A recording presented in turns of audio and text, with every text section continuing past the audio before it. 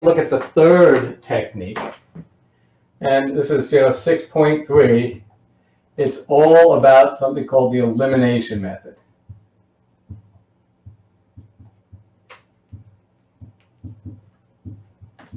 Sometimes it's also originally known as Gaussian elimination.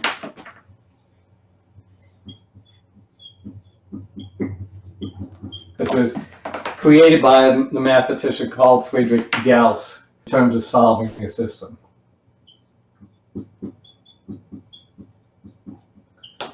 And there are actually three kind of ways of doing it, three approaches. So there are three approaches for doing this. And the first one, I call this systematic elimination. And I'm going to show you what I mean by that. You treat every system the same, and you have a system for how to solve it, and the strategy never changes from one to the next. The other one, some books will show a lot of this. I don't care for this as much because it's just every system is different, and you have to target to eliminate certain variables, and I call this targeted elimination.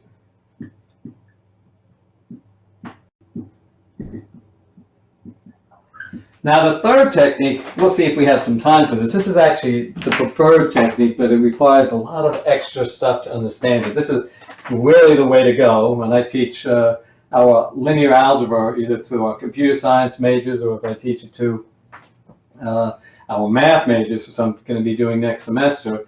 This is something called the augmented matrix approach.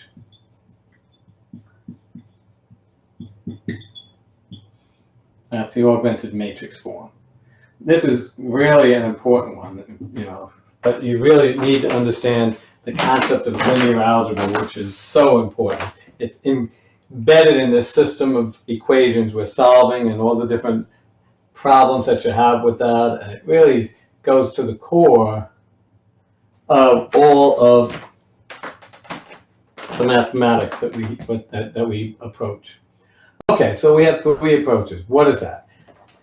In each of these approaches, the idea is to take steps to eliminate variables in other equations. That's where it gets its names. So the objective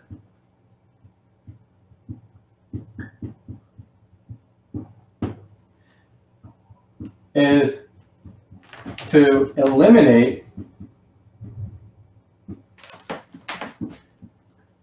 variables from each equation until we have a single equation with a single variable that we can solve for. A single equation with a single variable that we can solve for.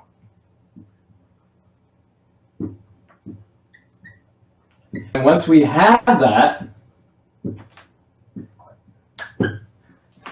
then we use what we call back substitution, and that substitution technique, back substitution, to solve for the other variables.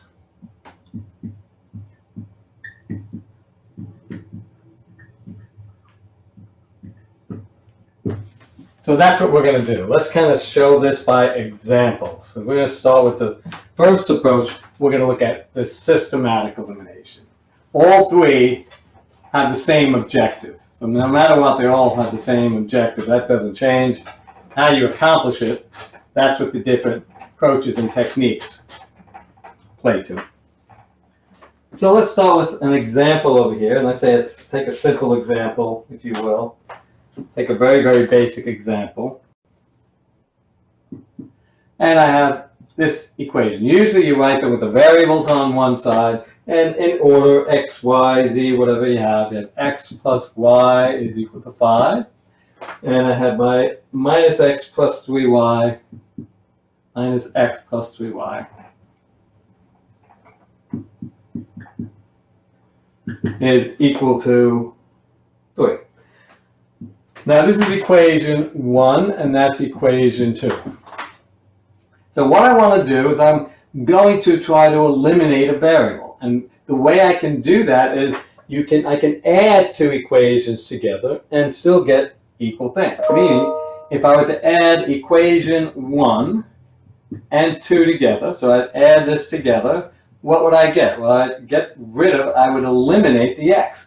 X minus x would be 0. And then I have my 3y plus y gives me 4y. 5 plus 3 is 8.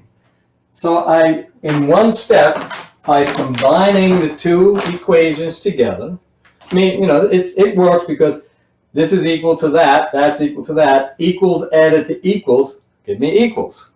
But what happened? I eliminated the x, so in this equation, I have a single variable that we can solve for. So I can simply turn around here and divide both sides by 4, and it tells me y is equal to 2.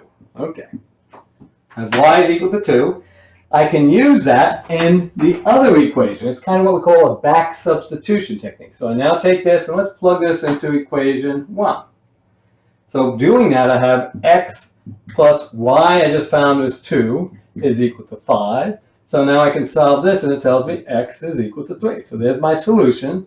X is 3, y is 2. And you plug it in, x is 3, 3 plus 2 is 5, minus 3 plus 6 is 3. So it all works. Very, very simple and appropriate. Now, why do I call it systematic? The way we're going to approach this systematic elimination, we're going to start with a system that might look, say, more equations and more unknowns. Let's go to the next thing. I'm going to draw the picture and then we'll show you what it looks like. Why is this systematic rather than what I've talked about in a minute, targeted? So for example, you might have this system where you have your x variable, your y variable, and your z variable, and equal to some constant on the right-hand side. So I have in this case, I have 3 equations and 3 unknowns. X, y, z equal to some constant. X, y, z equal to some constant.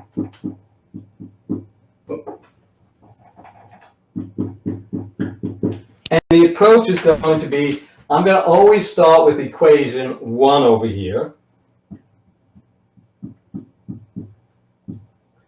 And I'm going to use equation 1 to eliminate the x variable. So I'll start with this, and I'm going to choose combinations of equation 1 and equation 2 so that that coefficient from the x, when I add them together, will give me 0. So what will I do? I will eliminate that. That's the elimination process. So I'll start with that, eliminate that variable. Then I'm going to use the same equation 1 to jump over equation 2 and eliminate the x over here. Meanwhile, these things are changing. These numbers are changing because they're being added. That's my systematic approach. I want to get a 0 here and a 0 here using equation 1. Then I'm going to move to equation 2 and try to eliminate the second variable, or the y here. And this is already 0, so I'll use this to eliminate that. And then I get this sort of system. Well, this is just some number in front of z equal to a constant, so I can solve for z here.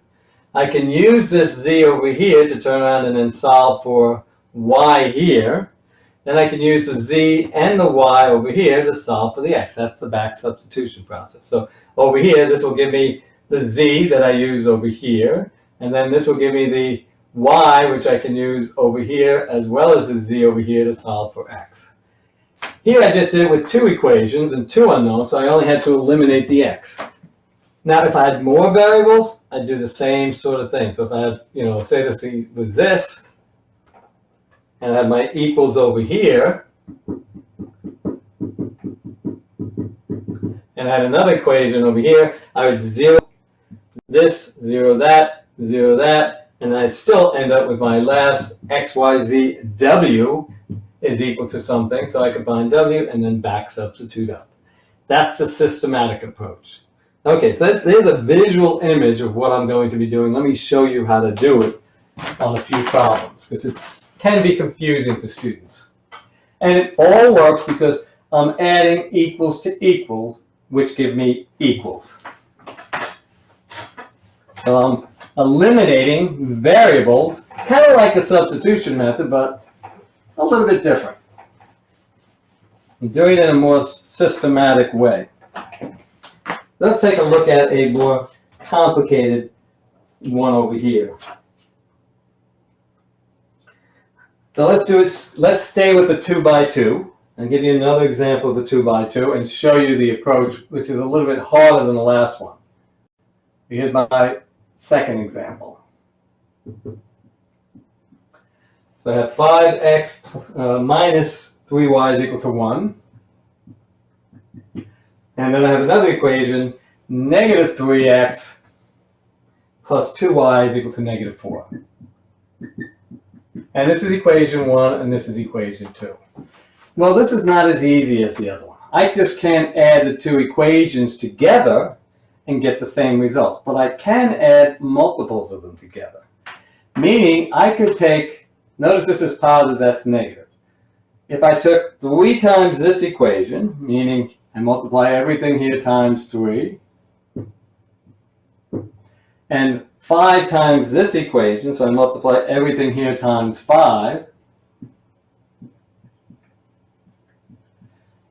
and I added them, well, I'd have a positive 15x and a negative 15x that would cancel. So how do I do that? That's exactly what I'm going to show we're going to do. We're going to take 3 times equation 1, so 3 times equation 1, and I'm going to add that to 5 times equation 2.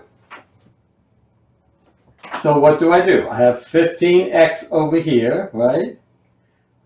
So that gives me 0. Minus 9, okay, so I have minus 9 plus 2 gives me a negative 7x.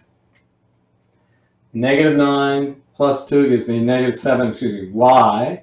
And then 3, 4 times 5 is 20. 3 minus 20 is, in this case, a negative 17.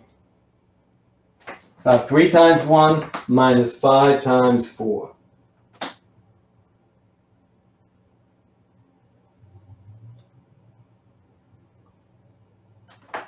Okay, so this value over here, we have, if we did that correct, let's see, this is 10. Keep me awake over here. 5 times 2 gives me 10. 10 minus, okay, so we got to be careful over here. Let me just do it. Let me write it all out. Let me rewrite it out over here. Rather than trying to save space because of the board, let me write it out. Let me write the two equations out. So I'm going to have the first equation is going to look like 15x minus 9y is equal to 3. So I multiplied everything here by 3, and then everything here by 5. Negative 15x plus 10y is equal to negative 20. Okay. Now, when I add these together, the x's go out. So I eliminate the x. So I have 0x. 10 minus 9 just gives me 1y is equal to a negative 17. So that's what we'd have. This is equal to my 3 times equation 1 plus 5 times equation 2. And that gives me this result. What have I been able to do? Well, this is now solved for y. So I now know y, so I can come back up here into either one of those equations and replace for y over here and then solve for x. So let's do that on the side over here.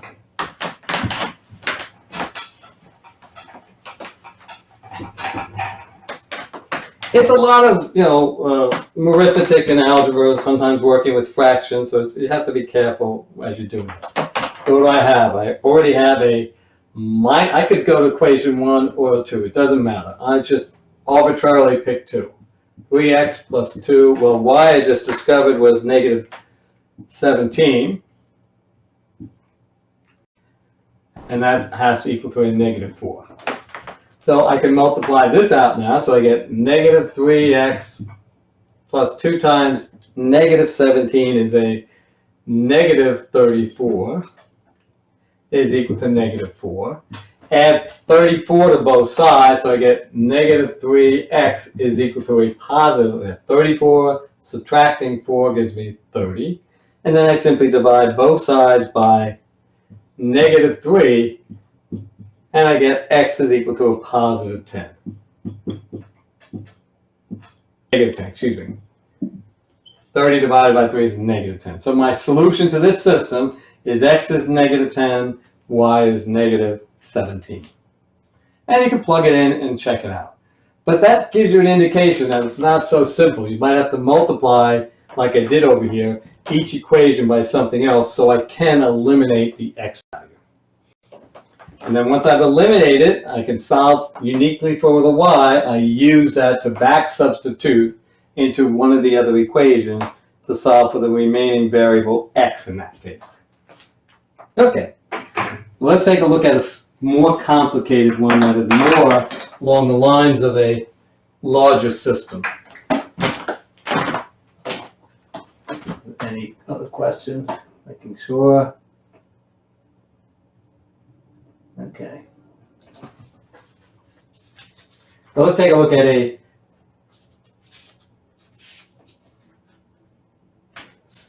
more complicated one. Let's start here, and this is now where the systematic approach becomes more evident. These take a long time to do it this way. Now there are shortcuts. There are calculator shortcuts that you don't have to do any thinking, and the calculator will do all your work, but I don't advise that. Do the work. Understand what is being done. The objective is not simply to get the correct answer, but to get the correct answer and know how it was obtained. Because if you don't know what you're doing, you could even make a mistake. And if you're going to become a scientist or an engineer or something like that, you need to know when something is not right. Otherwise, with your mistake, people die, and you don't want that to happen. You need to know that, oh, I just plugged something in. It doesn't seem right because I've worked these by myself enough, and I know something is wrong. Here's another example. Now this is going to have three equations. 3x minus y plus 5 times z is equal to 1. Minus x plus y minus 3z is equal to 2. And then minus 2x plus 5y plus z is equal to 4. Okay, equation 1, equation 2, equation 3. In this approach, equation 1 will always stay the same. But what I want to do is systematically eliminate the x variable in the other two equations. So my first step over here is to try to eliminate that x. So what I'm going to do is I'm just going to rewrite the system over here. Equation 1 is going to stay the same. That will always remain the same in this approach.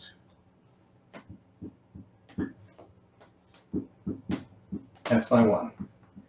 What I'm now going to do is I'm going to change equation 2. That's going to give me a new equation 2, and we'll call that equation 2 prime. And what's that going to look like? Well, I'm going to leave equation 1 the same, and I notice if I multiply equation 2 by 3, and I were to add them, I'd have a plus 3 and a minus 3x. That would eliminate it. So that's what I'm going to do. I'm going to take, that's going to be equation 1 plus 3 times equation 2. And it's going to be a new equation 2. Okay, so let's do that. This minus that, that's going to give me, minus 3 times that will give me 0x. The negative y, I'm multiplying everything here by 3, remember. So all of these is multiplied by, is a 3, a 3, a 3, and a 3. And then I'm adding it to what's above. 3x minus 3x. Minus y plus 3y gives me positive 2y. Okay, 5 minus 9, well, 5 subtracting 9 gives me negative 4z. 1 subtracting 3 times negative 2 gives me a negative 5.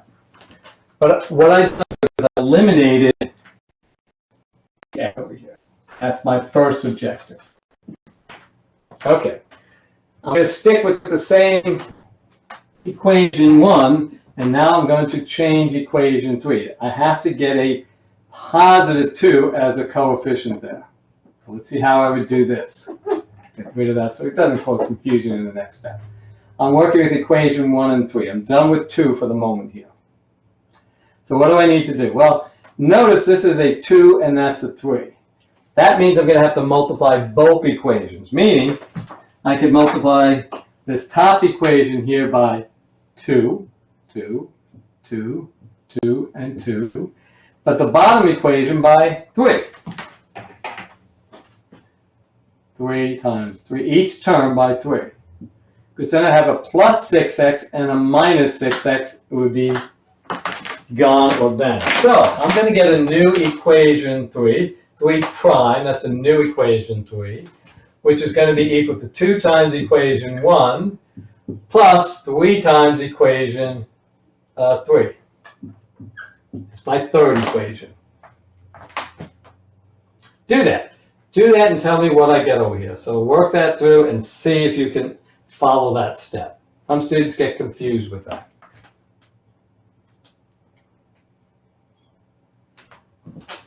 And I'll put it over here.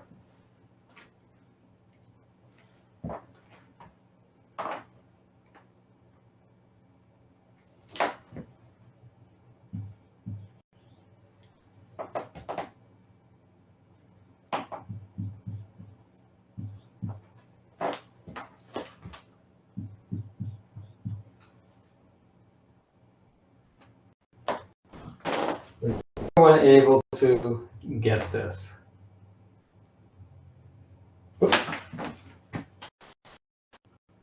Keep me awake over here. 13. So minus 2 plus 15 gives me 13. 10 gives me 13. 2 plus 12 gives me 14. I think that should work out there. 2, 4, and 6.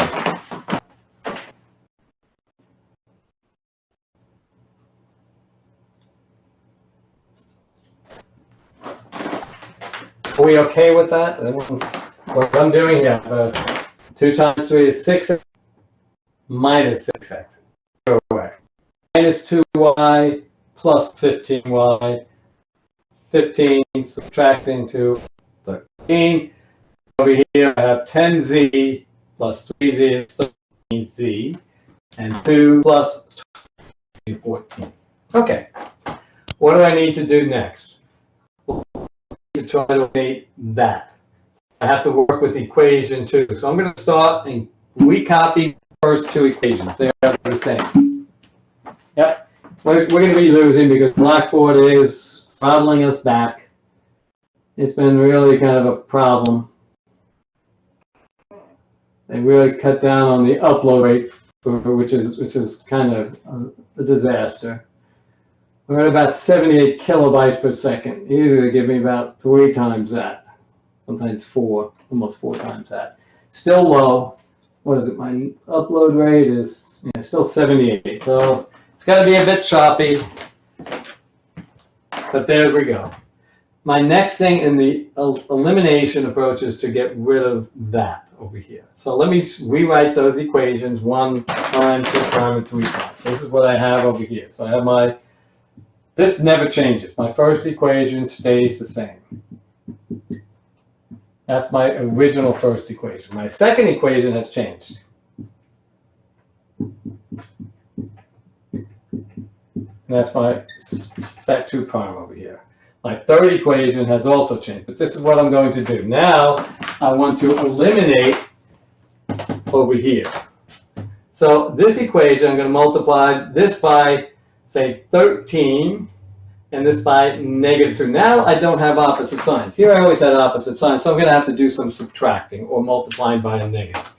So I could take 13 times equation 2 prime. That could be 13, well, my new equation 3 prime, 3 double prime, I should say. Now this is equation 3, and it's the second time that I'm changing it. I already changed it once, I'm changing it a second time. And that's going to be 13 times the equation above it. Subtracting, because now I have 2 positives, so I have to remove it. One has to be negative. So 2 times my equation 3 prime. So the one that's currently here, 2 times equation 3 prime, the previous equation, and that's going to be my new one. So what am I doing? Everything over here, it's a 13. So 13, 13, and 13. Everything over here is a 2. 2, or really a negative 2, if you will. A negative 2, because I'm going to be subtracting. So that gives me 26y minus 26y. I'm not going to have any y. Okay, over here, I have a negative 52 and another negative 26. Let's put that over here. Negative 52, 13 times negative 4. And then minus 2 times 13 is a negative 26, so that's going to give me a negative 78. So you can get really weird and unwieldy numbers with this approach. So that's what I'm going to have over here for my z, negative 78z. Put it in a different color because I'm changing it. Over here I have negative 78z.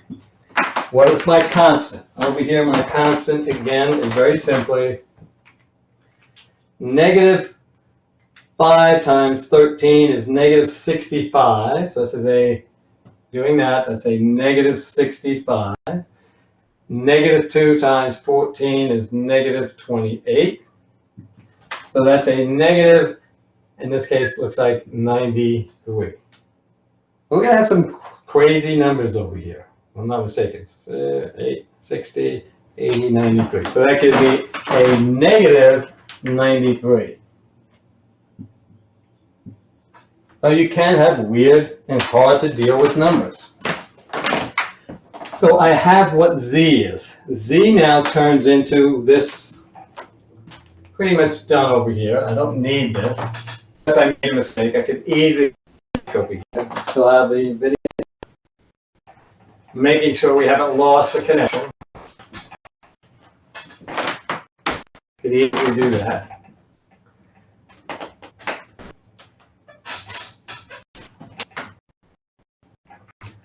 So this over here, then that negative 78 z negative 93 divided by negative 78 divided. So z is 93/78, and I can divide up and bottom 3 over here. It looks like 3 in my head. If you didn't simplify, that would be okay, but let's see if we can simplify. Okay, so that's going to give me 31, and that gives me 20.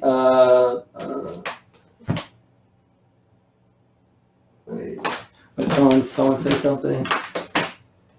Trying to watch this at the same time when I hear a little click. Oh, black screen again. Yep, that's more classes are coming online. So what they're doing probably right now is they're now really cutting back on the upload rate. I have 0 over that. My internet's fine. It's just Blackboard. It's 60 and 20, 18, I think it's like 26, 60, yeah, 70. So it's 31/26. That's what z is equal to. Okay, so we know what z is. Now we have to go to this equation here with that z and find out what y is. So you can see it's a tedious process. So now I go to this equation 2 prime. And I have 2y minus 4. Well, z over here is 31/26 is equal to a negative 5. So what do? All I need to do is I multiply that together. Put a negative. I want to put this in black. So I multiply that out. I get 2y. Well, 4 will cancel, so it gives me a minus 4. Part of the 4 will cancel. 2 out of the 4 will cancel, so it gives me 62/13 equal to -5. Add that to both sides, so I get 2y is equal to 62/13, subtracting 5, but if I put in for 5 over 13, that becomes -65, so it gives me a value of a 62 subtracting 65 gives me a -3/13 for my, almost for yy, and then I simply divide both sides by 2, so I get y then is equal to a -3, excuse me, over, I bring the 2 down, it multiplies times the 13 to give me 26. So that's what I'm getting. I'm getting my z values over here. Let's put that in over here. I got, this is my z is 3126. Y is -326. Go back to the top equation and find out what x is. Now, if I do that, I will end up getting my x being equal to, let me see what it turns out to be, x is -22/13. So if I do that, I will get x is equal to -22/13. I don't want to do all that labor. You can take a look at the textbook. It has all of it worked out. But what this illustrates is, yeah, you can get crazy numbers out. In the real world, that's what you do get. You do get crazy numbers out. You don't get nice little integer values. You get crazy numbers. On a test, I will not make it as bad. On the homework, I'll test you out on the homework to get you ready to do the more complicated problems, just to make sure you can do it. And that is a systematic approach. Notice what we did. We went through and we started with the first equation and got rid of the x's. Then we went to the second transformed equation, got rid of the y. Then we used this equation after it was changed a couple of times to find z.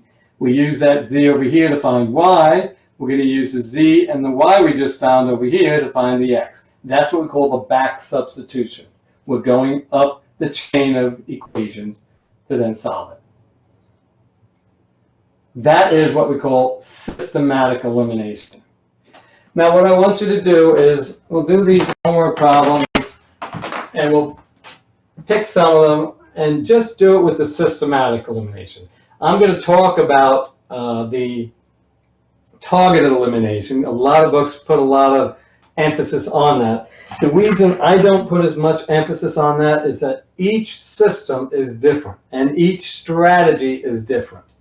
So I would have to be looking at here and saying, here's this system, you can do it this way, and even within one system, you have 3 or 4 or 5 strategies. I like to teach one technique that works for everything.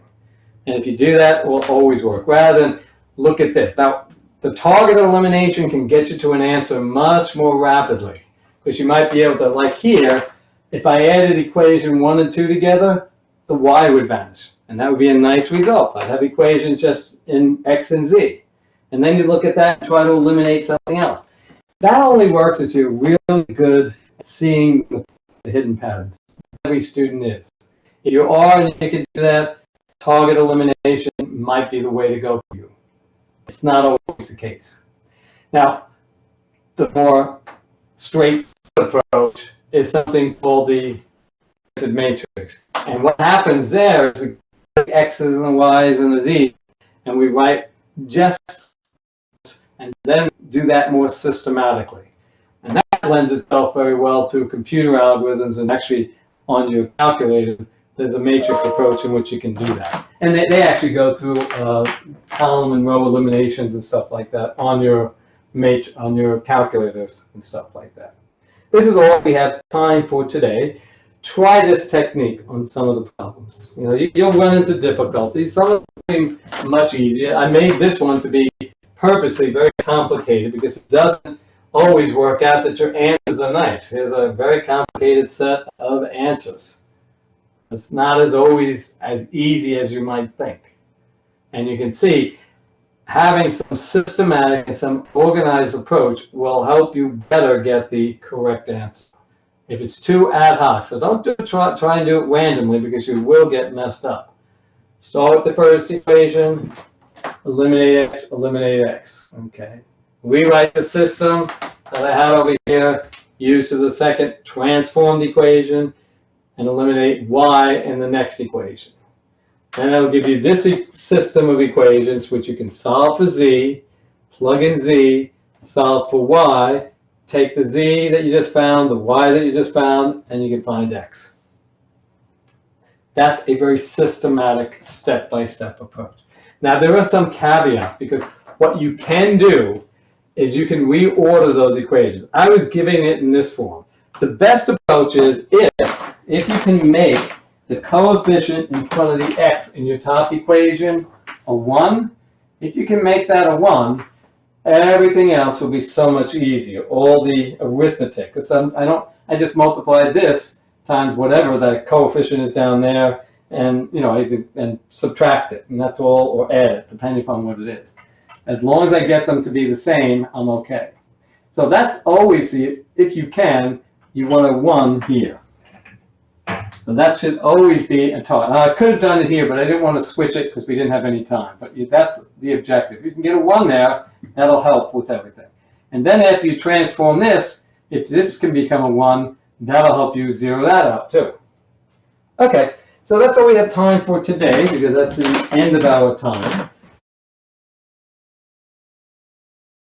Augmented matrix form. But there are some other approaches as well. Let me kind of take a look at that. So another example, just to mention it. We won't have time to go in great detail, but enough to show you a little bit about it.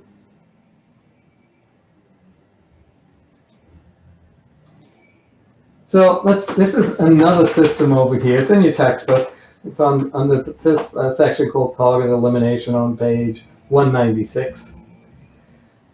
Now, if I turn around and add the two equations, I call them 1, 2, and 3, add them together, notice what happens. In the second equation, 2 variables are eliminated. So I can use that if I want to, and I don't have to just eliminate 1 there. I could then focus on eliminating the x in the third equation by adding those 2 together, and then solve this way. Because I could solve the second equation for z, throw that into the third changed equation to get y, and then throw both z and y back into the first equation. So if something happens, you can target it. Now, the other way of looking at this, when this happens, all I need to do is I could swap equation 2' and 3', and I'm back to the same sort of thing.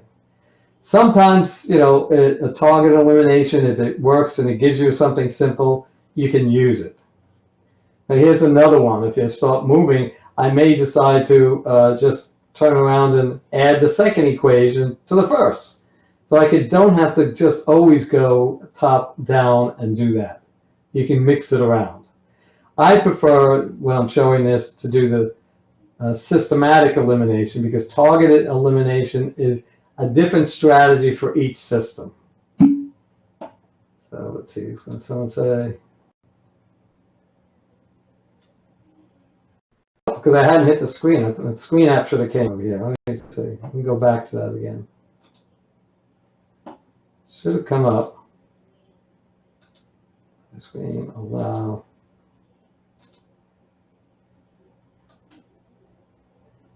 It should be sharing the application. Hopefully it is. I don't know. Okay, so it is there. So the first one I talked about was this sort of problem. When you add the 2 equations, notice not just the x values, but the x and y. So you could take it from there, and then that's target elimination. So eliminate this x in this one, and then follow it accordingly. Or for this other problem, you don't have to always go and eliminate what's beneath it. You could take equation 2 and eliminate the 2x in equation 1 and work backwards.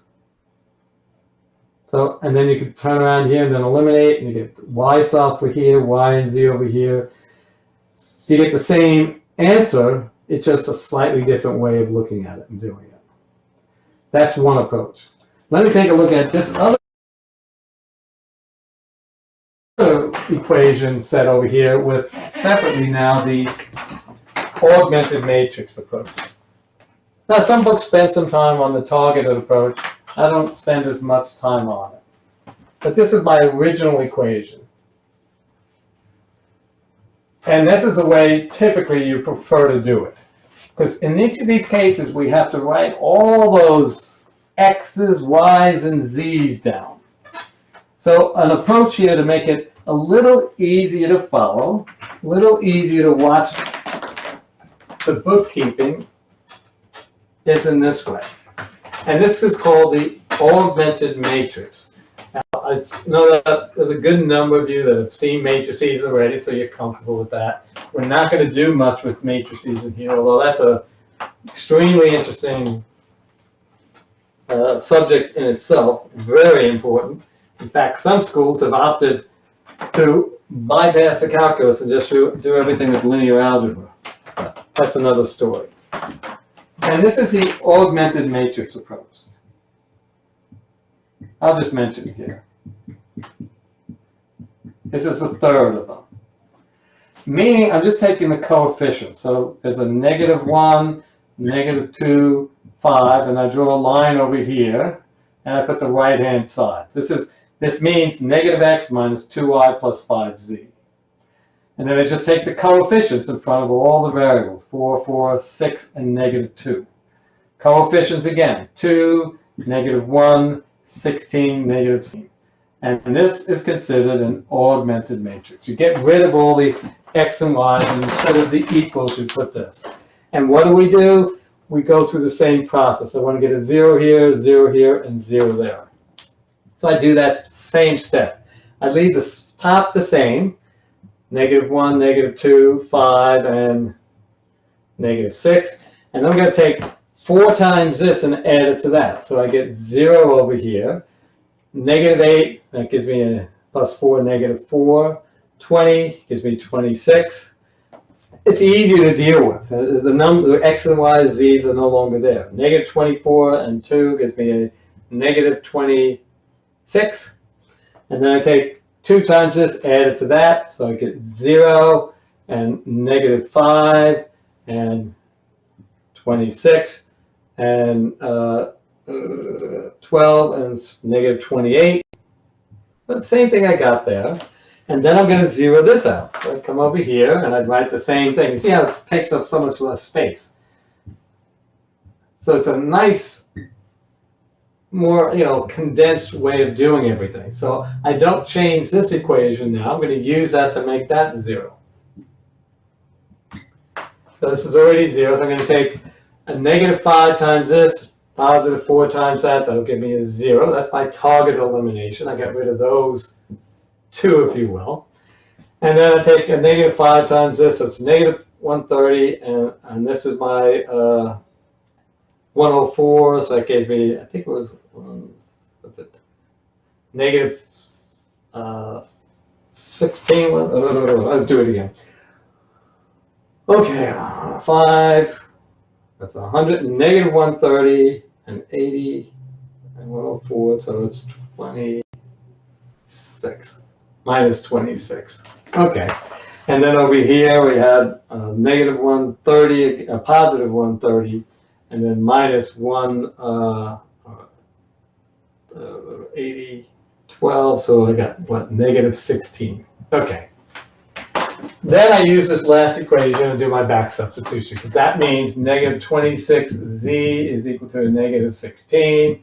So dividing both sides by -26 or something, you kind of go through or something like that. And you just follow -28. Keep me awake. I was looking at the other one. So I have -28. And just kind of go through that sort of process again and get the same sort of answer that we did. That's the augmented matrix approach. You get rid of your x, y's, and z's, and you should come up with the same answer if you do it appropriately. But you see, it looks a lot more dense and easier to follow. Now there is, if you use matrices, there is an even easier way to do this. That's a little more sophisticated by finding something called the inverse matrix, but we're not even going to attempt that. We're not even going to talk about what a matrix is. Just call this an augmented matrix. But that would be the approach. But if you do any of these, I want to see these steps in between. In the test, I want to see the work. I want to see, Because we can do all this by just hitting a few buttons on the calculator and it can pop out the answer. But that's not the intention of doing this. Not just getting the answer, but understanding what you're doing and practicing the arithmetic and the algebra. That will help you in the long run. Okay, so that's how we solve a system of linear equations. Either systematic elimination, target elimination. Systematic is just like this. We make 0, 0, 0. And that's how computer algorithms actually do it. They do a little bit extra because they turn around and they start swapping rows or swapping equations out, and they create a system that you could program onto a computer and do it very, very quickly, because they might have 1,000,000 equations and 1,000,000 unknowns that you're solving. And that could take a long time, and that's why you need a very efficient way of doing it. With a target elimination, kind of hard to be able to, tell a computer to look for these patterns because there's so many different patterns. Systematic is, this is a set pattern that we're going to focus on, and you can do it. And it's a lot easier. Okay.